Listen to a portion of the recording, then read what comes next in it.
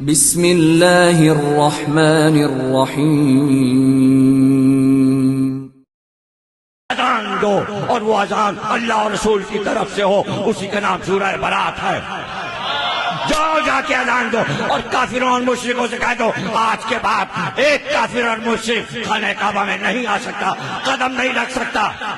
عتاب جلال نکل جائیں سب باہر، اور خبردار جو کپڑے اپنے اتار کر برہنہ طواف کرتے تھے وہ بھی نہیں کرنے دیا جائے گا۔ کافر و مشرک کو خانہ کعبہ میں نہیں آنے دیا جائے گا۔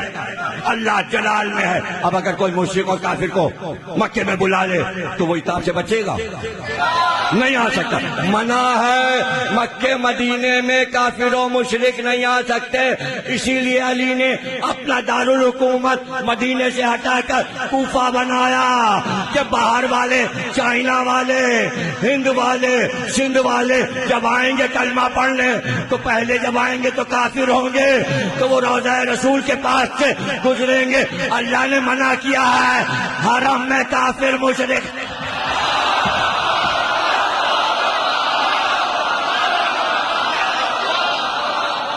کس کو فائدہ پہنچا؟ علی کے اس اقدام سے کس کو فائدہ پہنچا؟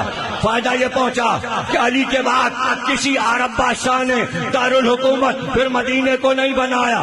اللهم صل على محمد وعلى آل محمد